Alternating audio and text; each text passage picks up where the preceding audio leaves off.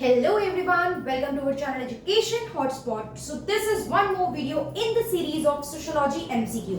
अब again I am repeating this sociology MCQ जो है वो आपकी बहुत सारे एग्जाम में हेल्प करने वाले हैं। बी इट आने वाला आपका गेट का एग्जाम हो, बी इट यूजीसी नेट का एग्जाम हो, अलग अलग स्टेट में सेट का एग्जाम आप सोशियोलॉजी से दे रहे हैं या फिर पीएचडी एंट्रेंस देना है, एमए एंट्रेंस देना है और अब तो इवन बीपीएससी के ऑप्शनल में भी सोशियोलॉजी के एमसीक्यू आप लोगों से पूछे जाएंगे। तो sociology from MCQ point of view becomes very important for you. So that's why I started a series जिसमें हम very basic to moderate to advanced level पे sociology के MCQ को कवर करेंगे। इस सीरीज में एक बेसिक वीडियो हम लोग कवर कर चुके हैं। आई होप उससे बहुत बेसिक लेवल के आपके कंसेप्ट क्लियर हुए होंगे। अभी आप लोगों के कंसेप्ट की वीडियोस के लिए मैं एक अलग प्लेलिस्ट बनाने वाली हूँ जिसमें हम वेरियस थिंकर्स, एक एक थिंकर पे ट्रस्ट मी गाइस 3 से 4 वीडियोस आप लोगों को मिलेंगी जिसमें उनके बुक्स, उनके कंसेप्ट, उनका लाइफ का कहां जन्म लिया, कहां पढ़ाई की, क्या क्या उन्होंने कंसेप्ट दिए हैं, किस किस टॉपिक पे उन्होंने क्या क्या बात की है। और ये जो मेजर थिंकर आप सुनते हो like Karl Marx, Emile Durkheim, Max Weber, ये सब मेजर थिंकर्स तो पहले ना लेके मैं ऐसे थिंकर लूंगी जो छुपे हुए थिंकर हैं। लाइक मैलिनोस्की का नाम आता है, जॉर्ज साइमल का नाम आता है, रॉबर्ट के मैर्टन का नाम आता है। इंडियन थिंकर की बात करेंगे तो वहां पे भी हम काफी चीजें जीएस घुरे, एआर देसाई, राधाकमल मुखर्जी, ऐसे बहुत सारे थिंकर्स हैं। नाम तो अभी लेने में टाइम ही वेस्ट होगा, बट वो सीरीज में आप लोग वो complete solution to all the thinkers YouTube की हिस्ट्री में एक जगह आपको शॉर्ट सोल्यूशन मिलने वाला है। चाहे आप सोशियोलॉजी किसी भी एग्जाम के लिए प्रिपेयर कर रहे हो, आप यूपीएससी के लिए कर रहे हो, आप यूजीसी नेट किसी भी एग्जाम के लिए कर रहे हो, वहां पे आपको सब कुछ डिटेल वे में जितना मैक्सिमम मैं प्रोवाइड करा सकती हूँ, I will provide you guys with that material. वहां मैं आपको उस मटेरियल सारा आपको प्रोवाइड कराने की कोशिश करूंगी। तो 11 क्वेश्चन तक हमने एमसीक्यू फॉर्मेट में बात कर ली थी लास्ट क्लास में सोशियोलॉजी के। यहाँ पे हम कुछ और क्वेश्चन डिस्कस करते हैं, सीधे एमसीक्यू फॉर्मेट में हम लोग बात कर रहे हैं। तो 12th क्वेश्चन आप लोग देखेंगे तो French revolution took place in the year. Now वैसे देखो यूजीसी नेट के लेवल पे इतना इजी क्वेश्चन शायद ना आए, बट हम तो बेसिक से ले रहे हैं। अब क्वेश्चन इज फ्रेंच रिवॉल्यूशन का क्वेश्चन यहाँ सोशियोलॉजी में क्या कर रहा है।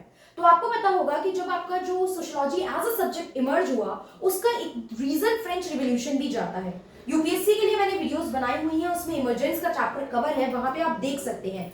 एनलाइटनमेंट, फ्रेंच रिवॉल्यूशन, ये सब टॉपिक जो थे, industrial revolution, scientific revolution, these all topic were there, right. तो French revolution took place in the year 1789। Direct answer to this question is Emile Durkheim doctoral thesis was. Emile Durkheim ने doctorate करी थी, doctorate means PhD, जिसमें से बहुत से लोग आज भी आप लोग ट्राई करते हो। तो आप थीसिस सबमिट करते हो, एक टॉपिक होता है आपका थीसिस का। तो what was the topic? Thesis जो थी वो डर्कheim की, एमिली डर्कheim की किस पे थी?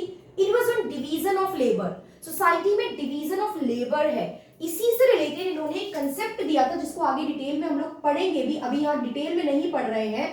That is organic versus mechanical solidarity. इसका कंसेप्ट दिया था कि पहले किस तरीके से सोसाइटी में division of labour was there और अब किस तरीके से है।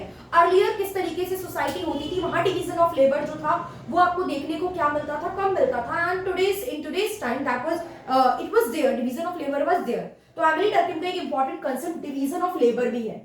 सोसाइटी का भी कंसेप्ट इन्होंने दिया है जिसमें इन्होंने वेरियस टाइप ऑफ सोसाइटी की भी बात की है। तो आप लोग मुझे कमेंट करके बताएंगे एमिली डर्कheim ने कितने टाइप की सोसाइटी की बात की है, उसको हम नेक्स्ट वीडियो में लेंगे, कवर करेंगे और उन सारे सोसाइटी के टाइप्स को डिटेल में समझेंगे भी अगली वीडियो में। So next question is who observed that sociology in its extreme infancy. किस पर्सन ने, अब 4 ऑप्शन मिलेंगे, मैं तो सीधा आंसर पे बात करूंगी आपसे। किस पर्सन ने ये बात करी कि सोशियोलॉजी अभी बिल्कुल इन्फेंट स्टेज में है। क्वेश्चन समझो, कई बार क्वेश्चन ही नहीं समझ पाते हैं बच्चे।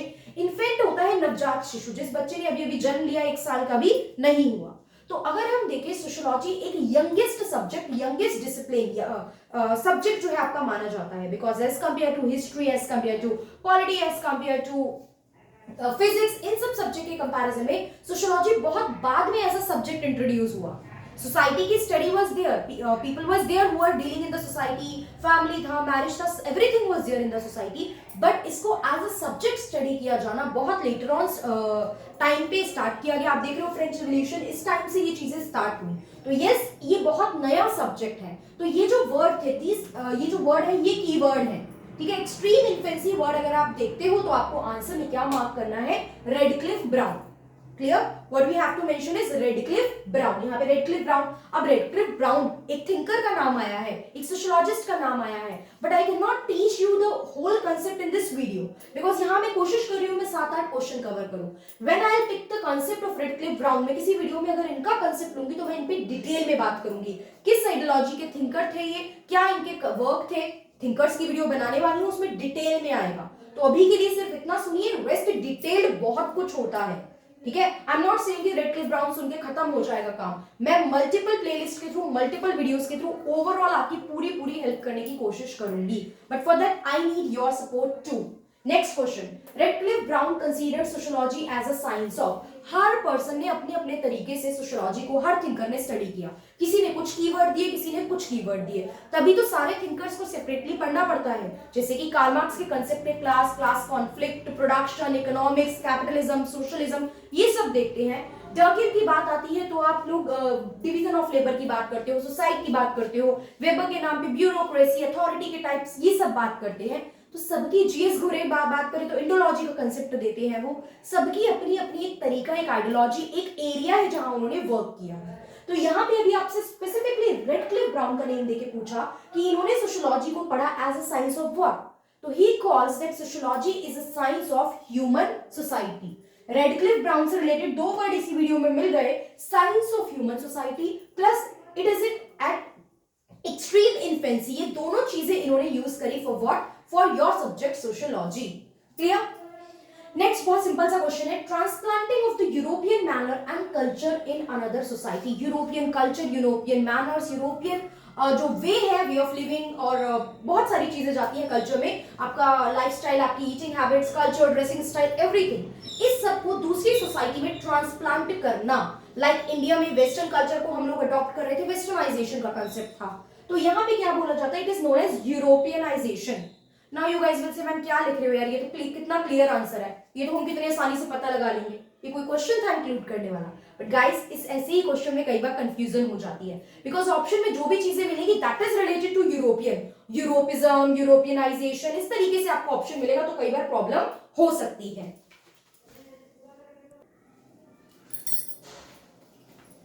सो नेक्स्ट क्वेश्चन की बात करते हैं. यहां पे बात की गई है orientalist were the scholar who studied the culture of. देखिए अभी मैंने रिसेंटली यूपीएससी ऑप्शनल का पेपर सेकंड स्टार्ट करा है जिसका टाइटल है इंट्रोड्यूसिंग इंडियन सोशियोलॉजी. उसमें पहला कंसेप्ट इंडोलॉजी को लेके है.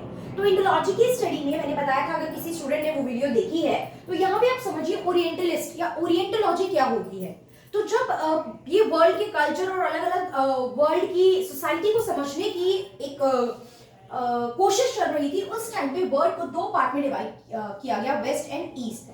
तो जो भी ईस्टर्न पार्ट की स्टडी करने को एक टर्म दी गई ईस्टर्न पार्ट के लिए, दैट इज ओरिएंटोलॉजी.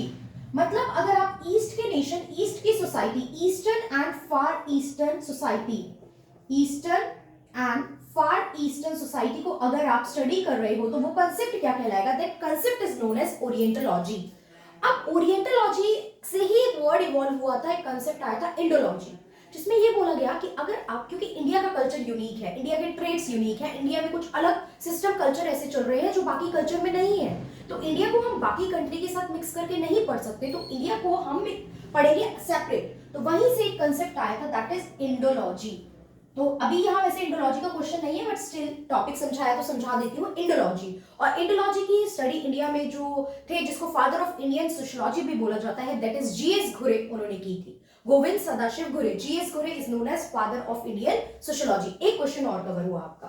तो यस, ओरिएंटलिस्ट पीपल किस चीज की स्टडी करते हैं? तो eastern and far eastern nation या सोसाइटीज की. एंड ऑप्शन में जहां ये एमसीक्यू में कवर था वहां पे इंडिया एंड चाइना ऑप्शन दिए गए थे. तो the answer is India and China. देखिए आई विल ट्राई कि मैं सोशियोलॉजी के एमसीक्यू वाले एग्जाम में, चाहे एमए हो, किसी भी एग्जाम में आए हो, मैं सारे आपके पीवाईक्यूज यहाँ पे लूँ. ट्रूमैन, अरिहंत, अलग अलग बुक्स आती है ट्रूमैन की, बोली जाती है यूजीसी नेट के लिए एमसीक्यू कवर करो, जिसमें बैक में बहुत सारे अलग अलग एमसीक्यू दिए हैं, वो एमसीक्यू मैं यहाँ पे सारे लेने वाली हूँ. तो if you will support and if you like the video and you like the concept, तो ये एमसीक्यू सीरीज को एक सुपर डुपर हिट सीरीज हम लोग बनाएंगे और सोशियोलॉजी का complete solution in particular series में ही आपको मिल जाएगा. जिनका एडवांस लेवल है ऑलरेडी इन्फॉर्म्ड, आप बेसिक वीडियो मत देखिए, मॉडरेट से एडवांस में स्किप करिएगा सीधा, ठीक है? तो ये चीज आप छोड़ के चल सकते हैं. Next is the word verstehen comes from. अब कई बार आपने कुछ वर्ड अलग अलग लैंग्वेजेस से लिए हैं तो पूछ लेता है कि ये कौन सी लैंग्वेज से आया है। तो वर्ड वर्स्टेहेन का मतलब था, ये जर्मन लैंग्वेज से लिया गया वर्ड था, जिसका मतलब था किसी पर्सन को सामने वाले के point of view, for example I am doing a act, like मेरी सिचुएशन को समझ के चीजें करना। जैसे फॉर एग्जांपल अभी मैं वीडियो बना रही हूँ, इस क्वेश्चन के बाद एक हल्का सा पॉज आया होगा, तो what did I do in that pause? मुझे याद आ गया था कि गैस पे मैंने मसाला भुनने रखा हुआ है, ठीक है, I am cooking something, dinner बन रहा है, तो मसाला भुनने रखा हुआ है, मुझे याद आ गया, तो मुझे इस वीडियो के बाद पॉज करके वीडियो को जाना पड़ा एंड वहां पे फिर मैं उसमें रिमेनिंग मटेरियल, छोले बन रहे हैं तो रिमेनिंग मटेरियल सब ऐड करके आई, तो वापस आई वीडियो को कंटिन्यू करा, वो बॉईल हो रहे हैं इस टाइम पे, जिस टाइम पे I am recording the remaining question. तो एक कमेंट करना बहुत आसान है कि you are not doing this, आपने ये बता दिया, आपने वो बता दिया, video quality and all these thing, but understanding what the other person and how the other person is doing the thing is the thing, कि दूसरे के लेवल पे एम्पैथी सिंपैथी के साथ भी चीजों को समझना, to understand from the actors और the another person point of view, right. पहले सोसाइटी में कंसेप्ट जो चल रहा था वो डिफरेंट चल रहा था, लेकिन यहाँ पे कंसेप्ट में थोड़ा सा क्वांटिटेटिव से क्वालिटेटिव की तरफ भी शिफ्ट आया, इंटरव्यू और ये सब चीजों की तरफ भी शिफ्ट आया, जिसमें हमने सोचा कि हम क्वालिटेटिव वाइज एंड दूसरे पर्सन के पर्सपेक्टिव से भी चीजों को समझेंगे। तो दिस कंसेप्ट वाज वर्स्टेहेन, जिसका मतलब था to understand the meaning of action from actors point of view. It was introduce by mainly Max Weber का नाम जाता है, बट एक और पर्सन का नाम अटैच है, Max Weber and Wilhelm Dilthey. इन पर्सन ने लेट 19th सेंचुरी में इस कंसेप्ट को इवॉल्व किया, इस कंसेप्ट को आपके सामने लेके आए। तो नाम अगर आता है verstehen, German language, understand from other point of view, person behind this is Max Weber. So I hope इसके रिगार्डिंग ये तीन चीजें क्लियर हो गई हैं। तीन क्वेश्चन अगर किसी भी तरीके से आता है तो we know the answer. Keyword is verstehen, to understand from the others' point of view, जैसे होता है ना एम्पेरिसिज्म का मतलब आ गया, इंडोलॉजी आ गया, वर्ड से मतलब समझोगे आप चीजों के, कहीं पे लिखा हो ये एम्पेरिसिस्ट है, कहीं पे लिखा हो ये चीज, तो अगर वर्स्टेहेन वर्ड है तो इट मींस आप दूसरे के पॉइंट ऑफ व्यू से भी चीजों को समझ रहे हो। एंड नाम एक पर्सन का रखना है आपको माइंड में, Max Weber, clear, and William Dilthey भी एक नाम याद रखोगे। So the next question is distinction between function and dysfunction। देखिए फंक्शन एंड डिस्फंक्शन ये सब कंसेप्ट को स्टार्ट तो आपका पहले मैलिनोस्की ने भी इसके बारे में बात की थी, ब्रेनिस्लो मैलिनोस्की ने भी इसके बारे में बात की थी, लेकिन लेटर ऑन आर के मैटर ने इस कंसेप्ट को डिटेल में आगे बात की और इन्होंने डिफरेंशिएट किया फंक्शन एंड डिस्फंक्शन के बीच में। What was this concept? Function होता है आपकी सोसाइटी में बहुत सारी चीजें हैं, जैसे अलग अलग कास्ट के लोग हैं, बहुत सारी फैमिलीज हैं, इवन आपकी फैमिली में भी मान लो 5-10 लोग हैं, जॉइंट फैमिली है, न्यूक्लियर फैमिली, व्हाटएवर। तो हर चीज कुछ ग्रुप्स और कुछ लोगों से मिलके बनी है, कुछ यूनिट से मिलके बनी है आई से। अगर वो सारी यूनिट सही से चल रही है, सब कुछ ओके है, सारी चीजें ओके हैं, तो सब कुछ स्मूथली चलेगा। लाइक आपकी फैमिली में 5 मेंबर है, सबका मूड ओके है, सबकी लाइफ में चीजें ठीक चल रही है, everyone is happy at their own space, सब टुगेदरली कंबाइंडली हैप्पीली रह रहे हो, then the things will be okay. But किसी को प्रॉब्लम हो गई, कोई फ्रस्ट्रेटेड रह रहा है, आपस में किसी की नहीं बन रही है, जॉइंट फैमिली है तो प्रॉब्लम हो गई है, then the problem will start. Socially एक कन्वीनियंस से चीजें चल रही थी, स्मूथली चीजें चल रही थी, वहां एक प्रॉब्लम आ जाएगी, और वो प्रॉब्लम वाला एरिया व्हेन 1 यूनिट और 2 यूनिट और some units of the particular whole thing जो है वो स्मूथली काम नहीं करती है, तो वो बन जाता है डिस्फंक्शन। इसको बड़े लेवल पे सोसाइटी में ले लो, 2 क्लास के बीच में अगर सारी कास्ट ओके चल रही है, ओके सब स्मूथली आपस में प्यार से रह रहे हैं, पर वहीं कोई कास्ट कॉन्फ्लिक्ट हो गया, जेंडर कॉन्फ्लिक्ट हो गया, किसी भी तरीके का कॉन्फ्लिक्ट हो गया, तो वो क्या आ जाएगा? डिस्फंक्शन। तो when the units are working smoothly, running smoothly, function में चलेंगी तो क्या रहेगा? सोशल मोबिलिटी रहेगी, ठीक है, सोशल जो स्ट्रक्चर है उसमें मोबिलिटी रहेगी। But when these units do not work properly, then वो हो जाएगा डिस्फंक्शन। ये कंसेप्ट में नाम आ गया आर.के. मैटन का। डिस्फंक्शन भी 2 तरीके से हो सकते हैं, मैनिफेस्ट एंड लेटेंट। मैनिफेस्ट सुनते ही माइंड में आना चाहिए डेलिब्रेट, जानबूझ के जब कुछ लोग ऐसा करते हैं कि चीजें सही नहीं चल रही। अब ये जानबूझ के आप नहीं पढ़े, फिर पेपर नहीं निकला, फिर आप अपसेट हो गए तो घर पे परेशानी निकाल रहे हो और घर वाले भी आपके साथ परेशान हो रहे हैं। Very basic example I am taking, ठीक है। या फिर अगर बात करते हैं कि फेस्टिव टाइम में आपको पता है कि क्या चीजें, जैसे दिवाली है, अब मैं नहीं कह रही पटाखे नहीं जलाने चाहिए, आप कहोगे कि दुनिया भर में जलते हैं, एक दिन से पोल्यूशन होगा, I am just taking an example. But हमें पता है मार्केट में भीड़ भाड़ रहती है, डेलिबरेट चीजें, आप बाहर निकल गए, राइट, बट बाहर निकलने की वजह से ट्रैफिक जाम में कोई फंस गया है, उसको ऑफिस जाना था, वो पर्सन लेट हो गया, तो वो उसकी इच्छा नहीं थी जाम में फंसना, उसकी इच्छा नहीं थी लेट होना, right, that was manifest function, deleted function. जब मैं अपनी इच्छा से मैंने वो जो डिस्टर्बेंस आई वो क्रिएट नहीं की, वो मेरा विलिंगनेस नहीं था, वो मेरी इच्छा नहीं थी, इंटेंशन नहीं था ऐसा होना, तो this was deliberate and intentional. तो कौन से होते हैं? अब क्वेश्चन ये भी बन सकता है, ये दोनों भी क्वेश्चन हो सकते हैं। मैनिफेस्ट फंक्शन कौन से होते हैं? जो डेलिबरेट और इंटेंशनल होते हैं। कीप दैट इन माइंड, लिख लो इस चीज को। डेलिबरेट जानबूझ के किए हुए, इंटेंशन के साथ किए हुए होते हैं। वही लेटेंट जो बाय चांस हो गए, वी डू नॉट वांट कि वो हो, अनइंटेंशनल होते हैं, ठीक है, डेलिबरेट नहीं होते हैं। कई बार मैनिफेस्ट आप कर रहे हो, उसके साथ कुछ और इवेंट हो गया, तो दैट इज लेटेंट फंक्शन, वो लेटेंट में हो जाता है। उस वजह से चीजें जो थी, जो मोबिलिटी थी, जो स्मूथनेस थी, वो थोड़ी डिस्टर्ब हो गई। क्लियर? सो आई होप ये एमसीक्यू कवर हुए होंगे। बहुत बड़ी बड़ी वीडियो, कोई 50-100 एमसीक्यू नहीं एक साथ कर रहे हैं, छोटी छोटी वीडियोस मैं प्रोवाइड कर रही हूँ, जिससे मुझे पता चल जाए कि आप लोग समझ पा रहे हैं, मैं अपनी चीजें आपको समझा पा रही हूँ, and things are working okay. If the things are okay and you guys will like it, then we will take this to 50 or 100 or 200 MCQs जब भी आपका एग्जाम है। और आप मुझे कमेंट करके बता भी सकते हैं कि आप कौन सा एग्जाम टारगेट कर रहे हैं। सोशियोलॉजी के एमसीक्यू से रिलेटेड बहुत सारे एग्जाम के मैंने नाम बताए, so you guys can inform me कि आप कौन सा एग्जाम टारगेट कर रहे हैं, ठीक है। वेरी बेसिक चीजें चल रही हैं, अलग अलग एग्जाम के हिसाब से भी मैं बहुत सारी चीजें स्टार्ट करने की प्लान कर रही हूँ, तो बहुत कुछ मिलेगा। बट आप अपना मुझे एग्जाम बताएंगे, टाइम मुझे पता होगा वो एग्जाम कब होना है, तो according to that I will plan certain things for you guys. So that's all for this video. Thank you everyone for watching.